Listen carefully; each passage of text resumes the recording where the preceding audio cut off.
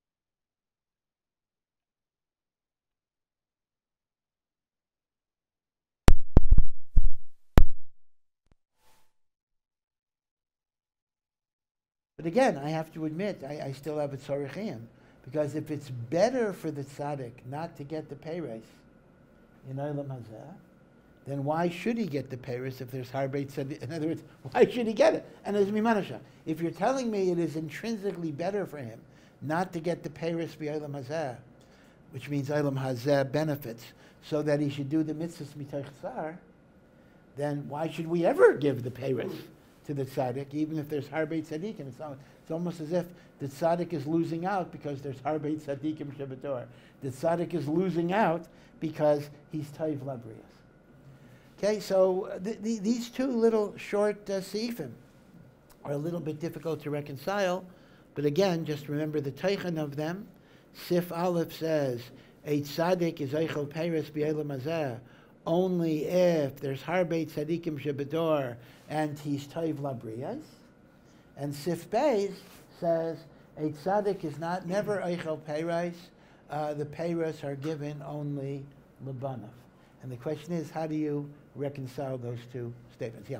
Lebanav in this world or in the next world? No, it's mashma this world, because that's the concept. Achilas peiros is always an olam hazeh connotation. Your ochel peirosayim b'olam hazeh, keren kayemet, the principle remains intact in olam haba. Yeah. Just make sure I understand correctly before I say my question. The Rav understands Sif Beis to be saying if the qualifications of Sif Aleph are not met, Dahainu, they're not Tzadikim Hara Shebador, you give them... That's how I'm learning. If that's the case, wouldn't it make more sense for the Gra to say it in Sif Aleph? Dahainu, the Ein Tzadik Ochel Peres Olam Hazeh, Ela Nosim Lebanav, Ela Imkein Yesh Tzadikim Hara. Yeah. What do you have to say in this? Should he be saying the same sentence? Well, okay, I hear you. So what shot do you have? What do you want to say? I was thinking fakert, that if it's a second seif saying the payros that I was discussing seif Aleph, don't think he gets it. The payros go labana. It's two separate sentences. So you want to learn that when you have the two conditions of tzadikim harbe shebedor, and the tzaddik is taiv labriyos, so the tzaddik will get peiros, but Sif Beis says the meaning of the tzaddik getting peiros, taka means labana. I think that because it's two sentences. That's well, again, you can't really be medak because this is not the exact words of the Gra. Remember, the Shelaima is an anthology, and if the Gra said these things in two different places, it'll be in two different sifim. Meaning, Sif Aleph has a makor from one place, Sif Beis is another makor. It's two different places in the Kisvei Agra. Okay, I hear what you're saying. I don't have a raya keneged what you're saying, but you see the machlokas between Ari and me. It's good machlokas. How to reconcile Aleph and Beis, because Aleph and Beis give us different conditions, right? Aleph gives the condition of harbeit tzadikim shebedor toiv labriyos. Beis gives us the idea that it only goes labanav. So the way I'm learning is when you don't have the conditions of Sif Aleph, you have a fallback of Naisnim Labanav. Aryeh is saying for Keret, you need the two conditions, and then we say Naisnim Labanav, and when you don't have the two conditions, well, see, you're going to have a problem. When you don't have the two conditions, what happens to the peiros? So the tzaddik loses peiros. He only has Karen. That's even better for him. What's Banav? Who's the payros? No, but he's learning if you don't have the two conditions, the peiros don't even go labanav. There are no peiros at all. Okay, I learned before that they're added to his olam haba, but okay, which would be to his benefit. Okay, Mashenke, the way I'm learning, it's the other way around. The peiros will always be there, but if the two conditions are not met, they'll go labanav. If the two conditions are met, they'll go to the tzaddik himself. So it's machlekes how to try to reconcile these two mamorim. But all I'm indicating is that this is always the danger of likutim, because the Shelaima takes, I mean, the Gra wrote many things. Actually, he didn't always write them, but his Talmidim wrote down many, many things that the Gra taught over 50 years. I mean, he began teaching around 20, and he was nifter in his 70s, so a career of 50 years of teaching. And sometimes he said this, and sometimes he said this, and sometimes he said this, and everything was written down. but we don't always have a clear reconciliation of these different things. You know, today he said this, and, right? And you know, it happens. Anyone. I mean, you know, I'm not comparing in any possible way, but everyone experiences. Sometimes you say this, and sometimes you say that. And someone then says, oh, well, last year you said this, and this year you say that. So there is a, for states, all right, so a guy like me might just forgot what I said. That's nothing to do with it.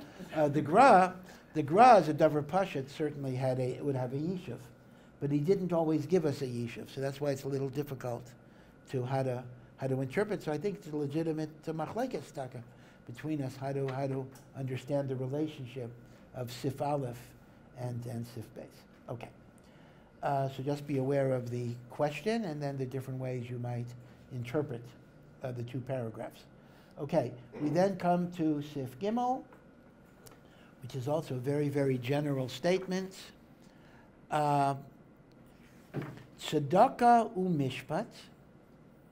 Right, these two phrases come together, right? We see this in Shemona Esrei itself. Baruch atah Hashem, Melech Ohev, Tzedakah u'mishpat.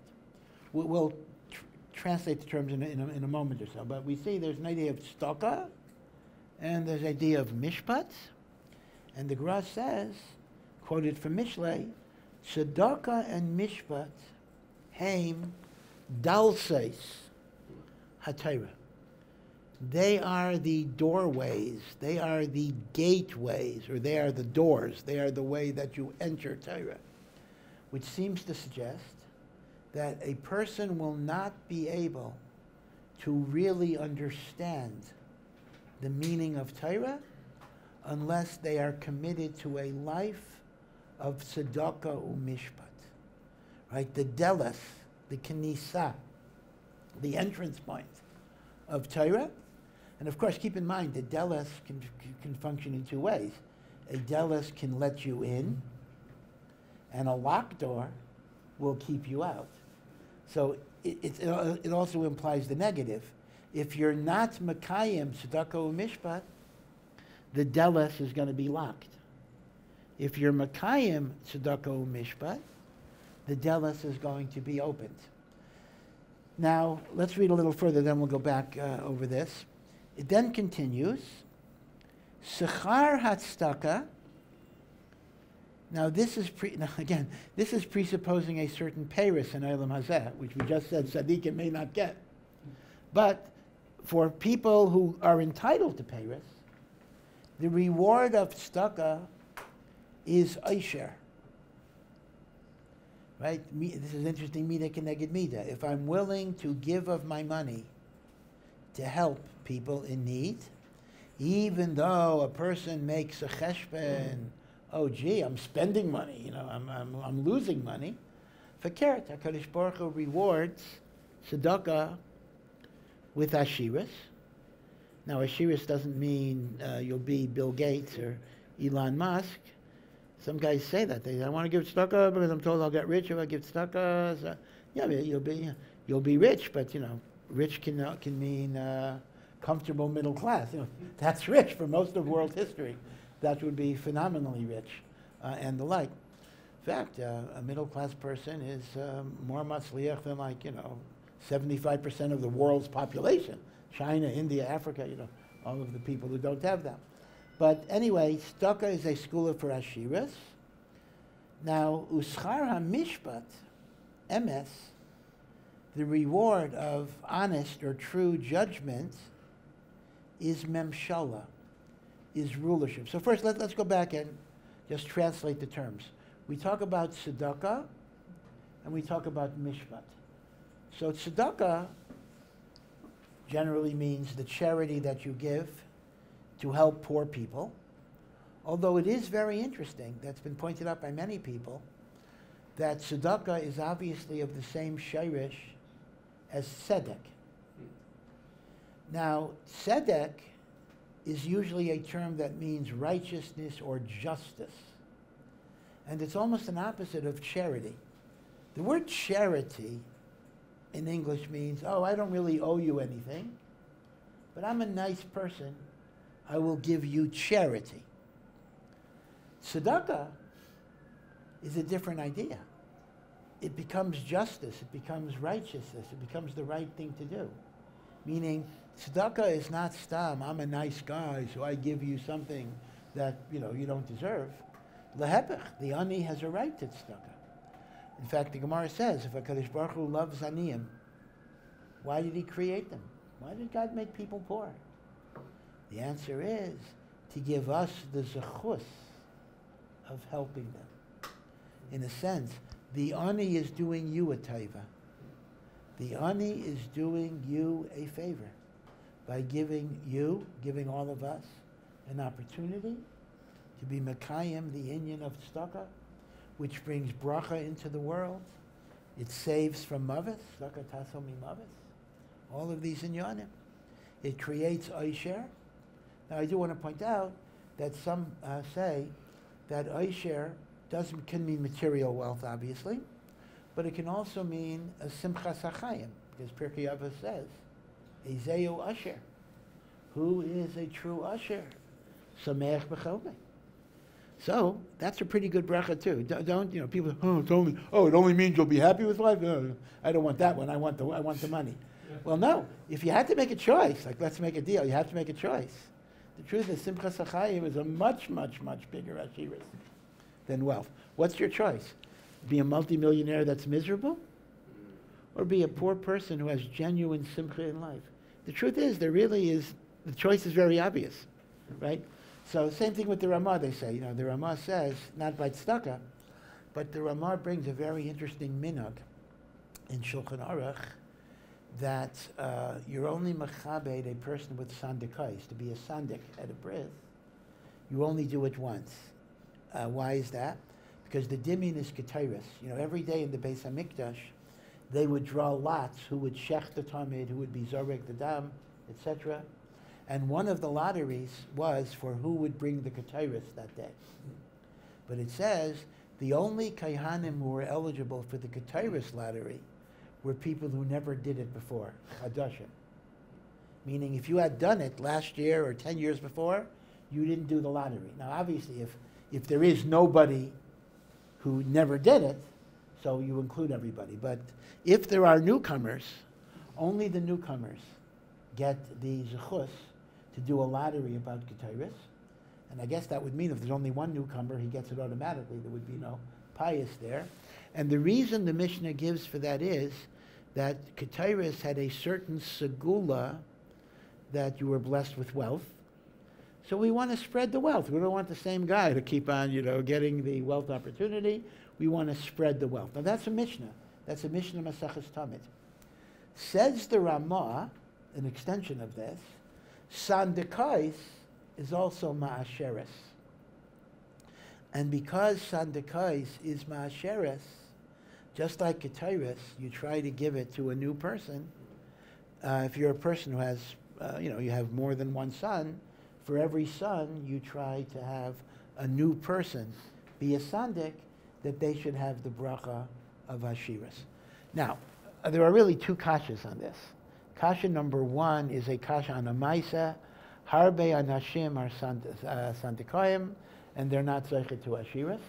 So that's a kasha on a mitzias. And indeed, the Gra, who obviously didn't care about money, but the Gra was masig on the Ramah by saying that the Ramah is making a claim that's simply not emes. There's no raya.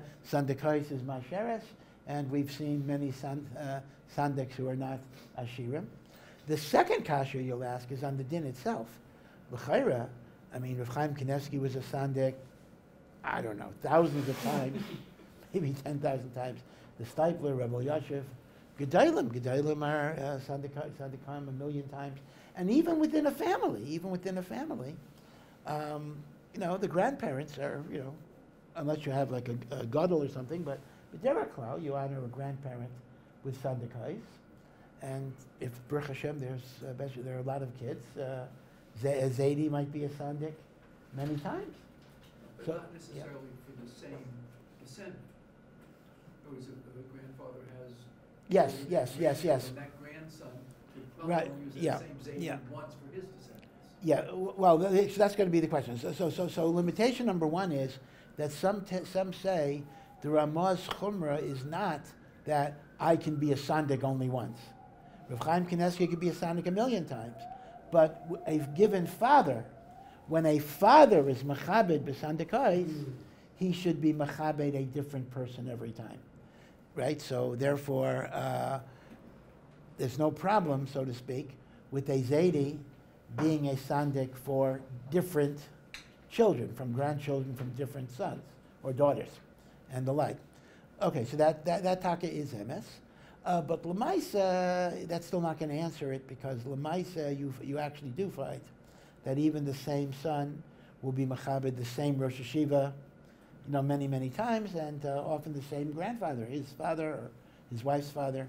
I mean, after all, you only have two, right? So if you're going to honor the Zaydis and you have more than two boys, at some point you're going to be into repeating and the like.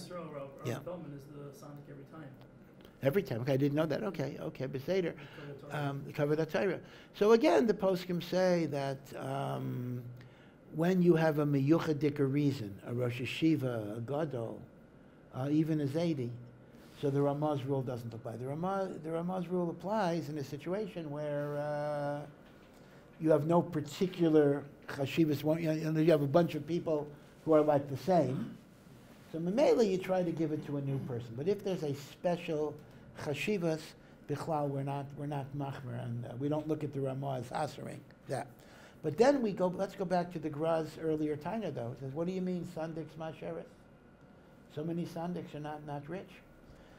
So Reb Chaim Kanievsky asked his father. He said to his father, he said to the stipler, he said, you were a sandik so many times. Although I think Reb Chaim at the end was asked a sandik more times, but when he asked his father, he was not yet a sandik as many times as his father. He says, you're not rich, Abba. You're not rich. So the stipler didn't quite give the teretz sameach b'chelkai, although that's shaykh, but he gave a different answer, which I think Lamaisis come out the same answer. He said, Ashiris is when Hashem gives you what you want most in life, which is really kind of sameach b'chelkai. Ashiris is my greatest dream. And the stipler said, my greatest dream was that I should be able to be mefarsem my svarim to the Eilam Shel Torah, and people would learn them and gain from them. And Baruch Hashem, the stipler was zeicher to that. The Kehilas Yaakov is the world of the yeshivas, one of the most popular svarim that people learn over and over and over and over again. It's written in a very beautiful way that's a little easier to follow than other svarim.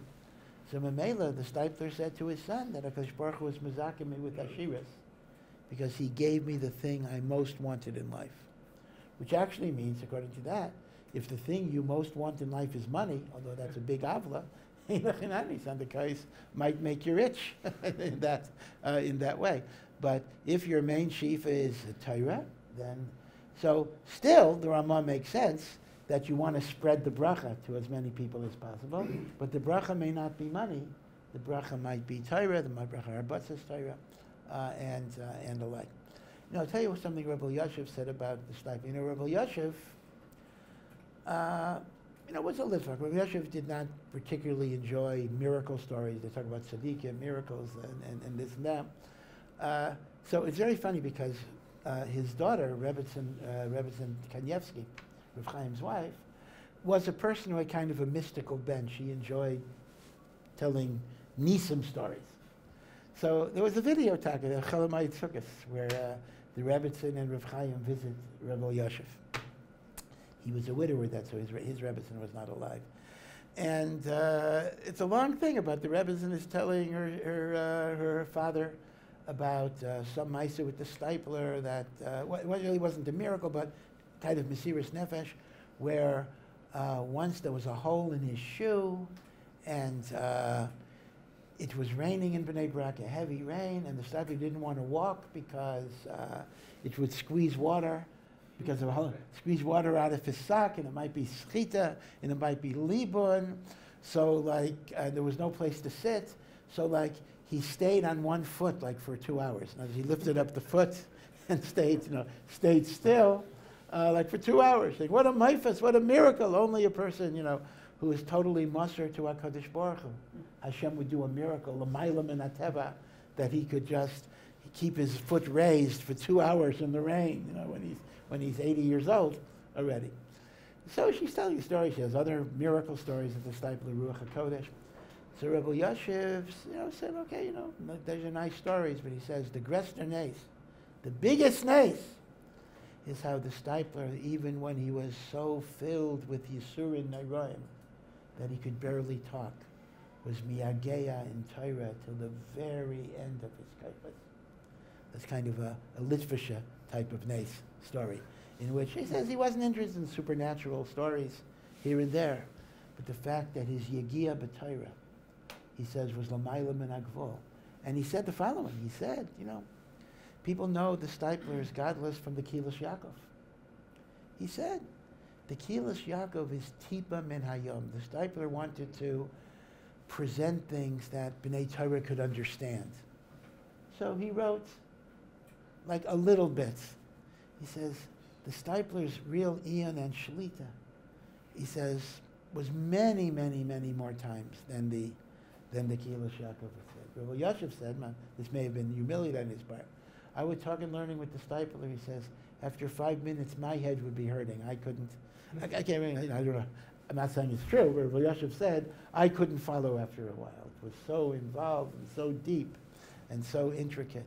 And he says the Kilush Yaakov B'davka is written, again, it's also a deep sefer. I mean, I'm not saying you can just read it casually, but it's a sefer that's accessible. You're able to understand. But he says that was a bracha Hashem gave him to be Mazaka the Rabbin. But the depth of his Torah was way, way, way beyond what's in the sefer. By the way, Rav Chaim Soloveitchik said it about the Or Sameach. He says, Rav Chaim Brisker, when the Or Sameach came out on the Rambam, and the Or Sameach is a very deep sefer. The Or Sameach is not as easy as the Kilush Yaakov to learn. He said, on the Or Sameach, he says, it's a gewaldige sefer, but the world doesn't realize Rav Meir Simcha was much, much, much greater than what's in the sefer. The sefer is only miktsas min miktsas of Rav Meir Simcha's godless. We don't realize that. We know. I mean, most of us we know Gedolim. They're not alive, especially, and we know them from the Svarim. But there's a whole thing that goes beyond what they wrote in the Svarim. Like they say by the Vilna Gaon, they were discussing once that the Vilna Gaon was one of the 36 hidden tzaddikim in the door. And the Gemara in Sukkah says, the world survives only because of 36 tzaddikim. By the way, it doesn't say hidden, by the way. The hidden is from the Zayar. It doesn't say in the Gemara hidden tzaddikim. It says the world is Mekoyim, 36 tzaddikim. But the way the Zayar says it, and this is the way it's often said, they have to be hidden tzaddikim. So the person said, I am batuach that the Gra is one of the 36 hidden tzaddikim. So somebody said, I understand tzaddik, yeah, I get that. What do you mean hidden tzaddikim? The whole world, the whole religious world knows the Vilna Gaon. He's a hidden tzaddik? He says, yeah, he's a hidden tzaddik. Because whatever we knew about him was only a tiny little fraction of his true godless. So you could be world famous and you're still hidden because what people know is tipa min hayom. Just like Rabbi Yashiv said about the Stipler, and just as Rav Chaim said about the Or Sameach, that the Kilush Yaakov is a very famous sefer, the Or Sameach is a very famous sefer, but it's not really Megala, the real godless of the person. And Rabbi Yashiv held that when we talk about the nisim of tzaddikim, the nisim we should focus on are not the supernatural things they did, but their amelus b'Torah, their tzidkus, their maisim tovim. Those are the things that are relevant to us. In fact, even the first biography of the Gra that came out shortly after his death was called Aliyah Eliyahu. And in that book there are many, many nisim and maisim and different things. But in the Hakdama it says that one should not focus on miracles. One should focus on midos, hamelus b'Torah, because those are the things that are important in a gadol's life. You know, miracles have a certain maybe either entertainment value, or they can show us that once you reach certain madregas and ruchnias, you see that HaKadosh Baruch Hu opens up certain doors.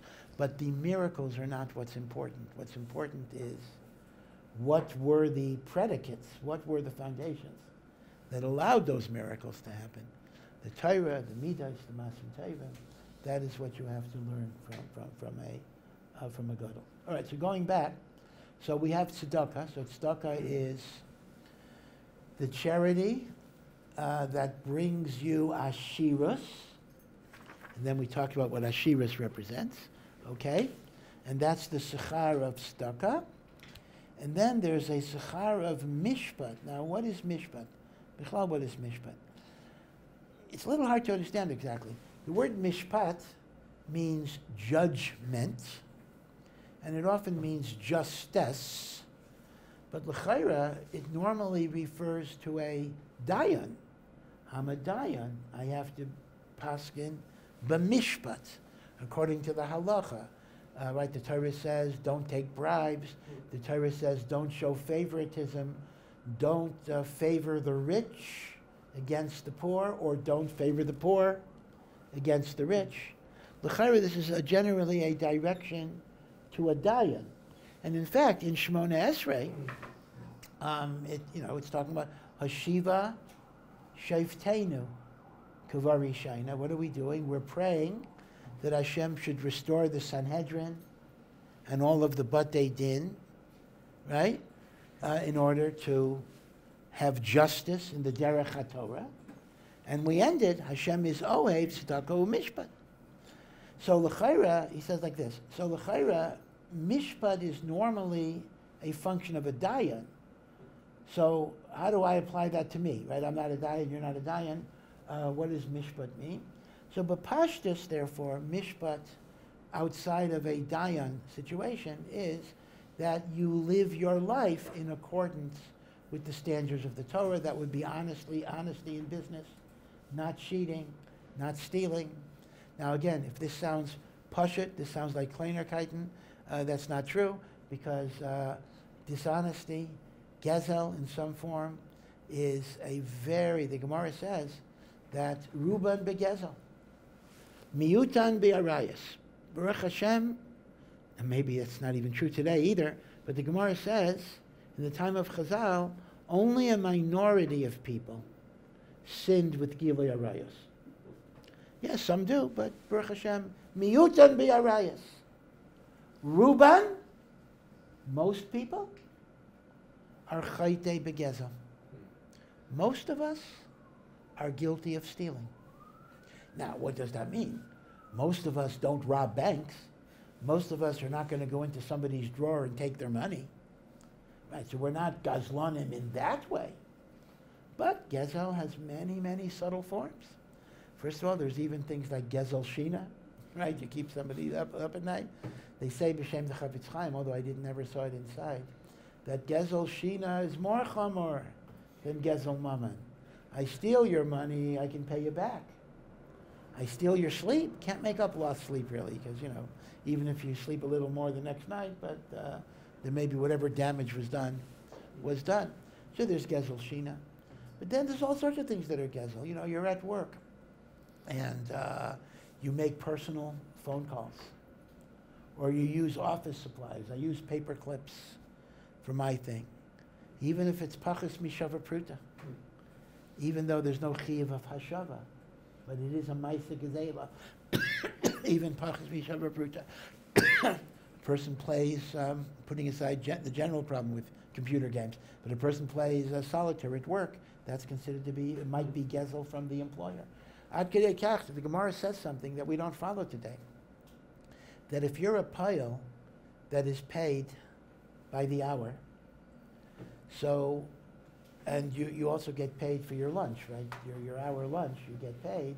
He says, you're pater from bracha rishayna, but you're chayav in birkas hamazon. I'm chayav in birkas hamazon because that's an chiyuv deraisa. I can't get out of a chiyuv deraisa.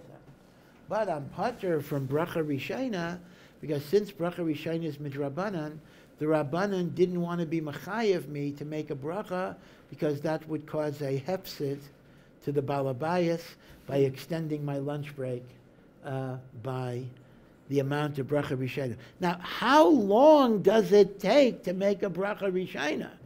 Let's assume you have a lot of kavanah. So it'll take a minute with all the kavanah. A minute. And that's way longer than it takes most people. So what are Chazal saying? We don't want to take a minute away from your employer because he's paying you for your time. Gezel. It's gezel to take the minute. Now, the poskim say, Bisman Hazeh, we don't follow this halacha. Even if you're working, you are permitted to make a bracha rishayna. Today, we're meichel on all of these problems. But you see, in some ways, this is an astounding example of how makbid Chazal were in honesty in your business. And it's a real, I can tell you, it's a real Yetzer Hara. I'll give you a practical example. If you, lawyers, there was a time in my life I had to be involved in this a little bit. Lawyers charge for time. Lawyers charge for time. So if you're an associate in a law firm, so you don't deal directly with the client, the big shot partner deals with the client, but you have to submit a timesheet. How much time did you spend in working for this client? And they bill the client at different rates. So if you're a first-year associate, I'll make up a number, they may charge the client $100 an hour. If you're a fifth-year associate, it'll be $250 an hour. If there's the big shot partner, maybe $1,000 an hour. So these timesheets are collected all the time, and they get tabulated, how many hours from the bottom guy, and how many hours from the middle guy, and how many hours from the top guy, and then the client is sent a bill for whatever the monthly fee is. So timesheets is a big part of a lawyer has to do. A lawyer has to fill out timesheets and give them to the boss, to the partner. Now, what happens is, most people find it very difficult to reconstruct, like how many minutes did I spend on something? And then there's this concept of rounding off. Well, what if I spend 45 minutes? So the law firms tell you uniformly, you should round off everything to the nearest hour. So, which means if you spent 35 minutes, 35 or 31 minutes, put down an hour. So your mom is dealing with Gezel Gomor because this guy is going to be charged, even if, let's say you're a beginner, you bill $100 an hour. So really, if I only work 31 minutes, it should be $51 or whatever the chesed is going to be. But no, I put down an hour, the guy's going to pay $100. So am I a gazlan? I mean, I'm through my sheker, I'm causing somebody to pay money they don't have to pay. It's a very agonizing point. So some say the heter is like this. I don't want to get into psak halacha here. The heter is like this. If the client knows that that's the way the billing system is set up, so the client knows that when it says hour, it could be anything from 31 minutes to 60 minutes. So adaita dahachi, he's maskim, because he's aware that that is the meaning of the statement. But you understand what that can add up to, because if, that actually means that 100 hours in billing could be as small as, 50 hours, because b'sach hakol, every 31 minutes you claim as a separate hour. Now, you can't do that if it's ratzif, meaning if I work 60 minutes, I can't divide it into 2 chalakim of 30. Meaning, if I work an hour, I work an hour. But if it's separated, every 31 minutes, I can count as another hour. So I don't want to get into the problem of billing. Baruch Hashem, I don't. Actually, well, not exactly. Just once, we had to do something for the government. We had to fill out our daily schedule, what do you do from 9 to 10, and what do you do from 10 to 11, whatever. It was one time for some reason the government actually every Rebbe had to fill out what do you say? It's not a davar pashut, but what you say, because things are different every day. Okay, beseder. But Baruch Hashem, by and large, I don't have to do that. So Baruch Shep Tarani from timesheets. But that's an example of the nisyonis that people face in the workplace. Some of you might know Rabbi Ari Wasserman, who sometimes teaches here. He himself was a lawyer who's now really learning and teaching full time. But he wrote a very, very fine set of svarim in English with Hebrew footnotes and Mara Makaimes about business ethics, about halachic ethics in the workplace. And he comes out with different editions. He has one for regular people. He has one for women. He's writing different types of volumes because women have additional, they have the same problems of honesty as everybody, and then they have also issues of tznius and the like. So anyone that is thinking about going to work would be kedai to look at those svarim. They have many, many psukim, the importance of honesty, the importance of ehrlichkeit. Let me remind you, Chazal say in Maseches Shabbos that after 120 years, when a person dies, there will be 6 questions that they're going to be asked. It's very generous of HaKadosh Baruch Hu to give us the test in advance. It's like a professor at the beginning of the semester saying, these are the 6 questions you have to answer. And you have your whole life to prepare the answer. That's actually a very generous deal. So the 6 questions. Question number 1, Nasasa v'nasata bi'amuna. Maso mata. Nasasa, do you conduct your business with emuna? Now that itself is an interesting double meaning. One meaning of emuna is honesty and integrity. Were you honest in your business? The other emuna is, did you have faith in Hashem? Rav Schwab says the 2 pshatim are connected to each other. Because if you believe your parnasa comes from Hashem, then you know you're not going to gain in the long run by cheating. How could I have a hava mina? I'm going to gain by cheating in business if I believe my parnasa is from HaKadosh Baruch Hu. If I thought somehow it's up to me, okay, a person might make a krum cheshbon. Oh, it's up to me, so I'll do what I can to get more money. But it's not up to you, it's up to Hashem. So how could HaKadosh Baruch Hu reward you for dishonesty? So the 2 pshatim, did you conduct your business honestly? Did you conduct your business with emunah that Hashem is the source of your parnasa? Either way, the bottom line question is the same thing. Were you honest in your business? Were you honest in your business? So I'll give you the rest of the exam so you can prepare for it, even though it's not Nogea here. Question number 2 is, Kavata itim l'Torah. Did you set aside regular times for Torah? Now, this is an interesting thing. The Mefarshim point out that even if you're a person who learns all day, there is still a chiyuv called kvias itim. Kvias itim means I designate part of my day that no matter what happens, I'm not going to be mavato. So a person learns all day, but things come up. Got to go here, got to go there. So you have to set aside one time. It could be very small. It could be 15 minutes. But no matter what happens, that's an inyan of being machshiv the Torah, ad kedei kach, that there's a kaviyas.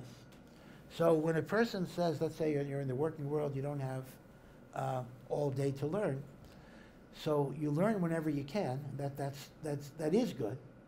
But you, in addition to saying I learn whenever I can, you have to be kaiveya a definite time, even if it's relatively short. That's the same time every day. That this is my kaviyas, no matter what.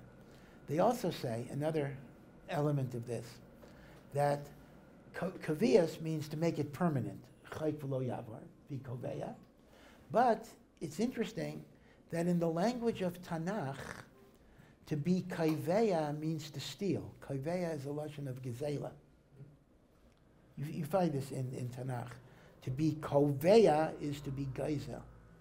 So it means, did you steal time for Torah?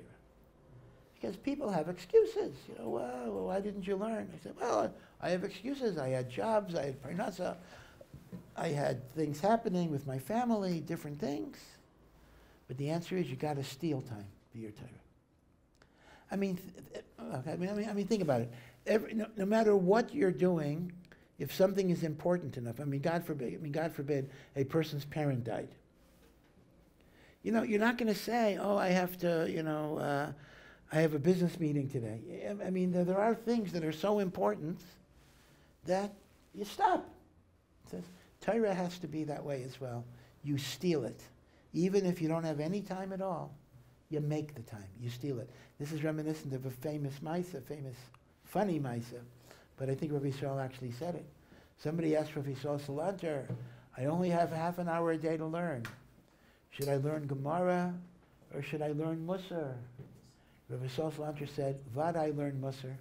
Because if you learn Musar, you'll see you have more than half an hour a day to learn. The Musar will make you more aware of all the things you think I have to be doing. I don't have to be doing them. I could make time for Torah. So that's question number 2. Kavat itim l'Torah. Just a practical question on that. Yeah. Is that like from 6 to 6:15, that time period every single day? Or is it like 15 minutes a day you learn, you can do that at like the end of the day? No, it should be the same time every day. 6 to 6:15. And that you can do short, even short, but that has to be your kaviyas itim l'Torah. Some say twice a day in the day and at night. Others say even once a day.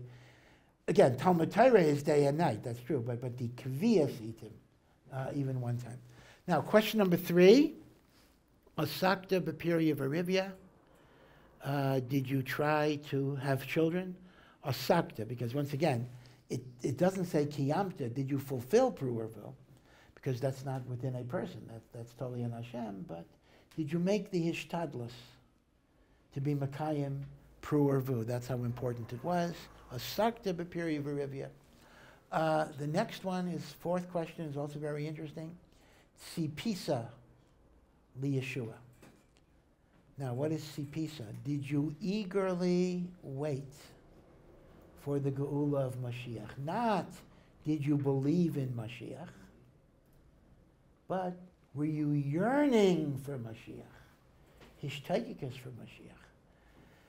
This is a tough question sometimes. It's a tough question. You ask a Yid, you believe in Mashiach? Sure. You believe in Binyan Beis HaMikdash? Of course. Do you wake up every day and think, wow, I just wish the Geula would be here? Not always. Not always. Maybe in times of tzoros, maybe we're more conscious of it. But the Avodah of a Yid is not just to believe in Geula, but to be mitzapeh, sipisa liyeshua. In fact, the Chavetz Chaim wrote a kuntras. The Chavetz Chaim wrote many small kuntrasim that were put together in 3 volumes of Kisvei Chavetz Chaim, in addition to the big svarim. And one of his small kuntrasim was called Sipisa liyeshua. And there are kama maisim about how the Chavetz Chaim would always be thinking about Mashiach, always be thinking about Geula and the like. Now, question number 5, just 2 more questions. These are more abstract. Pilpalta bechachma. Were you mafalpel? Did you try to analyze the wisdom of the Torah, which is really calling upon more of an eon? Did you think about what you were learning, to try to analyze it, to try to understand it in a deeper way, and not just superficially? You were mafalpel bechachma. And the 6th question, it's hard to know, b'diuk, it says, Bikashta das, were you seeking das? So it's hard to know a little bit the difference between pilpalta b'chachma and bikashta das, but many say that das is a term that refers to intimate emotional connection. So when it says Adam was with Chava, it says Adam knew Chava, his wife. Yediyah is chibur. So bikashta das is really a ruchnius thing. Did you try to have an intimate relationship with HaKadosh Baruch Hu? Not just do mitzvahs, but do you want to be connected to Hashem? So our 6 questions, right, are Nasasav Nasata B'Yamuna, Kavata Itim L'Tayra, Asakta B'Pirya V'Rivya, Tzipisa L'Yeshua, Pilpalta B'Chachma, Bikashta Das. But the reason I brought this up is really because Mishpat, the very first question, is were you nayeg your life, your business life, your ben adam l'chaberei, with honesty, with integrity, with ehrlichkeit. You know, people ask all sorts of questions. Can I cheat this? Can I do that? Can I evade that? Can I not pay the government this and not pay the government that? And, you know, again, when you're talking about the government, you're talking about Goyim, maybe, there's this heter and that heter and that heter. Every union is different. But Rav Yaakov Kamenetsky used to say that a Ben Torah cannot think in the terms of all of these heterim, because what happens is, it's like a poison you put into your system, the poison of dishonesty. You become like a chakran. You become a dishonest person. You become a person who's always looking for this way out and that way out. So what's going to happen is, inevitably, you're going to cross the gavul. So you're cheating the goyim, you're cheating the government, you're going to cheat other yidden too. Right? You're not going to be all of a sudden so honest. Same thing with Lashon Hara. Al pi halacha, there's no issur of Lashon Hara against non-Jews. Because the lo saseh, lo selech, rachil, don't be a gossiper, ba'amecha, is only clapping another Jew. But nevertheless, if I spend my life just saying bad things about people, so you know, it's gonna come out in other ways. Right? So you have to try to develop a persona, a personality of honesty and integrity. Now here I want to share with you a vort from the Gra on those 6 questions that is not in the Even Shelaima, but it's a very, very nice vort. Taisvis asks a kasha on the Gemara in Shabbos. The Gemara in Shabbos gives us 6 questions. And the first mention of Limud HaTorah is in question number 2, Kavata Itim L'Torah, meaning the business question comes before the Torah question. So Frek Taisvis, the Gemara says in Sanhedrin, Ein techilas dinai shel adam ela al divrei Torah. Techilas dinai. The first thing you're judged upon is your learning. So Frek Taisus, how can we say the first thing you're judged upon is your learning when indeed the first question is business and the second question is learning? So how could it be techilas dinai shel adam? So Taisus is matchik that the order of the questions are not necessarily the way HaKadosh Baruch Hu responds, meaning the first question is business, the second question is Torah, but when you get your punishment for this, the first thing he'll punish you for is the second question rather than the first question. The obvious question on that is, so why doesn't Hashem make the order correspond to the dinim? Okay, so the Gra gives another teretz, very, very fascinating teretz. He says, in reality, all 6 questions are about Divrei Torah. In other words, all 6 are about Torah. How is that so? Because each order of the Mishnah has a nickname. And he brings this from another Gemara. He says, the order of Zeraim is called the order of Emunah, the order of faith. Because the farmer has to have Emunah that Hashem will give him Parnasa. So, when it says, Nasasa v'nasata bi'emuna, the Gemara says, it doesn't mean, did you conduct your business with honesty? Although that undermines the whole thing I was giving. That's important too. But he says, were you Isaac in Zerayim? Did you learn Zerayim? Kavata itim. The second order of Mishnah is called Moed. Moed means designated times. Itim are designated times. Kavata itim l'Torah. Did you learn Moed? Question 3. Were you Isaac in Pru or Vu? Third Seder is Noshim. Did you learn Seder Noshim? Question 4. Did you look for Yeshua? Seder Nezikin is called Yeshua because since Nezikin regulates Bein Adam L'Chaverei and it creates Shalom in the world, that brings the Geula because it overcomes Sinat Chinam. So, did you learn Seder Nezikin? Pilpalta B'Chochma? The Gemara says Seder Kachim was very deep, so it is called the order of Chachma. Did you seek Das? Das is connection with Hashem. That requires purification. Tahiris HaNefesh. Did you learn Tahiris? So the Gemara says, Taisis Kasha is Lagamri Miyoshev. It says the first thing a person is judged upon is Talmud Torah. Zak Tegra, all 6 questions are Talmud Torah. But you do see something from those questions that essentially HaKadosh Baruch Hu is not asking, did you learn every Tosfos or every Rashba? As you see, HaKadosh Baruch Hu is asking, did you cover all of the areas of Torah Shabbat? Did you learn Zerayim? Did you learn Mayed? Did you learn Nashim? Did you learn Nezikin? Did you learn Tyrus? So, even if you were a big masmid, and you spent all of your years on the yeshivish cycle of the relatively few Masechtas, 7 or 8 Masechtas, and you learned them over and over again, although that's Gavaldik, and you'll get the reward for Talmud Torah, but you'll only get a 16 on the test, or 6 questions divided by 6. 16, what is it? 33 and a third is a third, so half of that is 16 something, right? So if you only answer the question, okay, Nashim and Nezikin. So let's say you learn Nashim and Nezikin, so you'll get a 33 and a third on the final exam. Not so good.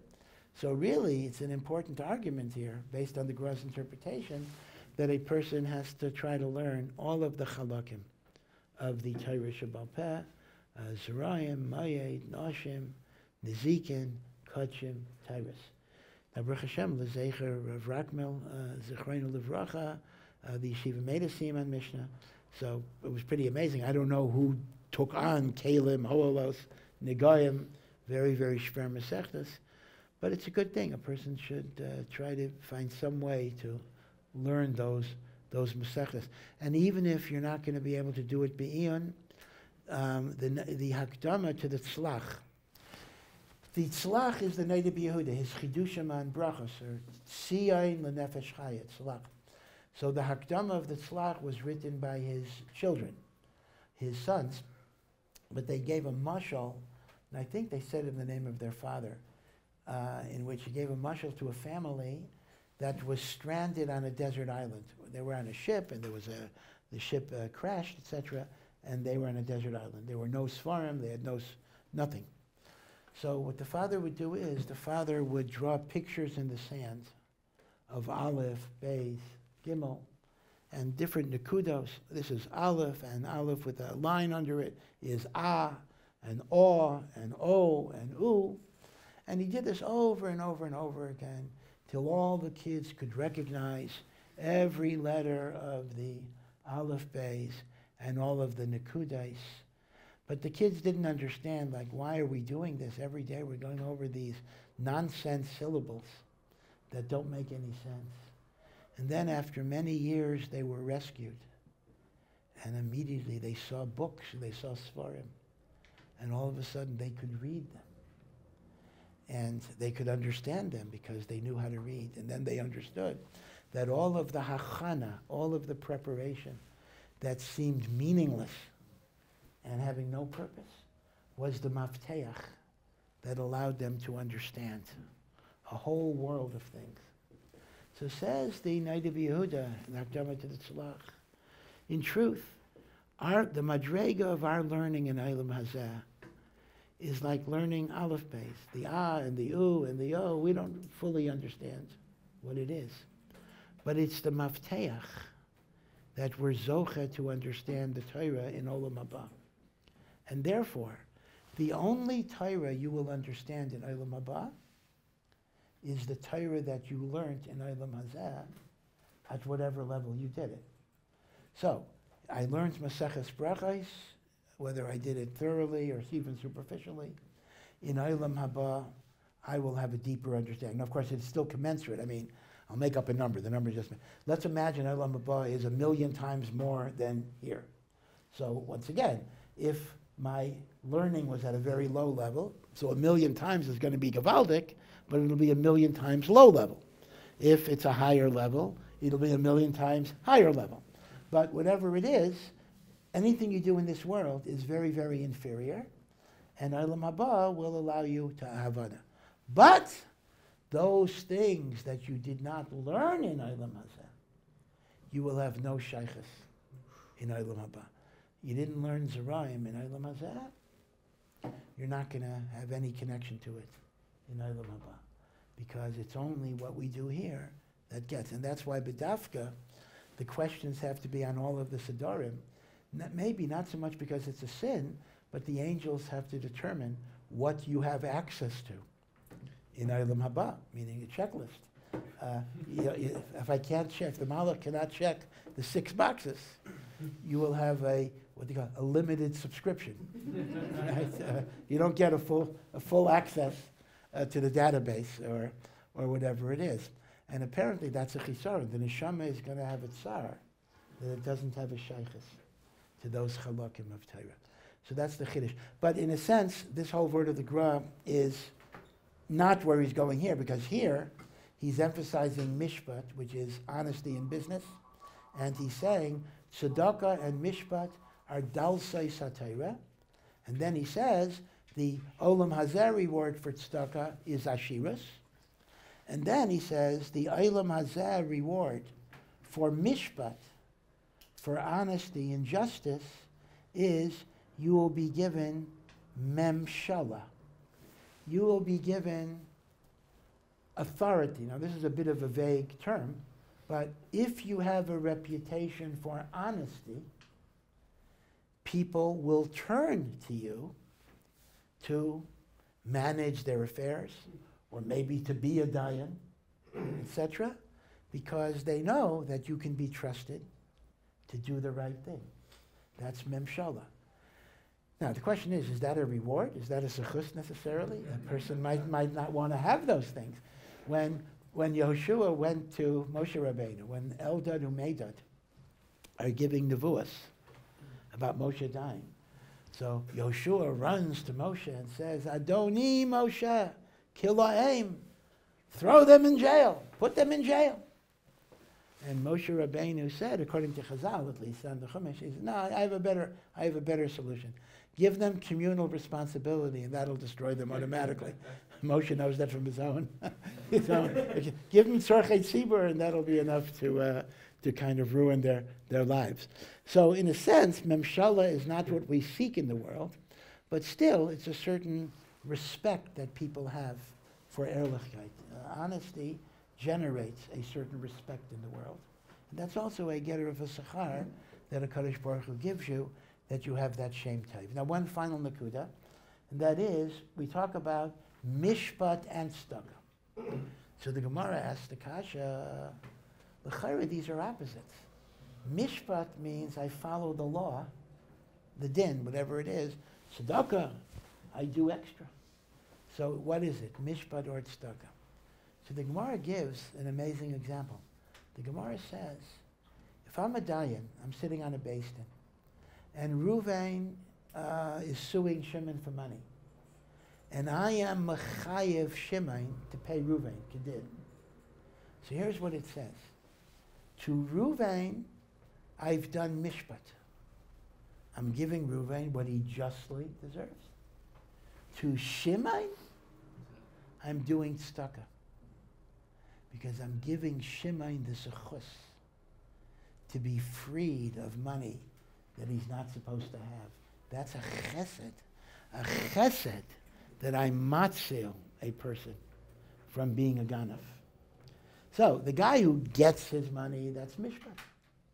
The guy who pays the money, I'm giving him tzedakah, because I could have had the attitude, oh, you're a sinner, so you sinned, that's your problem. I'm doing the chesed of matzil him from a chet, which means actually, people get upset if they have to pay money, they're mechayev to pay money, but the emphasis, they should be happy that HaKadosh Baruch Hu created the means by which they could be manuka from the chait of holding on to money that is b'teiras gezel. It's actually a chesed from Hashem. And the same way the other way around, that if, let's say, the Beis Din paskins that Shimon is pater.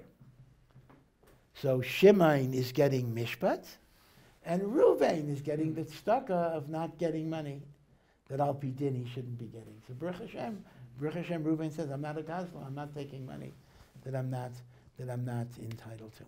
So this is something to be very, very aware of, because unfortunately, the union of gezel, I don't mean robbing a bank, I understand that, but the union of gezel is a davar that even many from people were very much mezalzel, and we don't take it serious enough.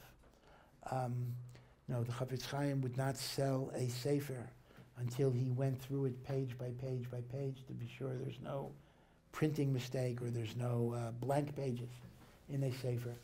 You know, he wouldn't sell sefer. In fact, I think I've sent this before. There's an acute Maisa with his daughter, Bas Shekunim, from his second marriage, Rebbetzin Zaks, that she recounted that when the Mishnah Brewers came to their house in Radin, the Chafetz Chaim master, she was only 10 years old, can you just flip through 10 sets, that's 60 volumes.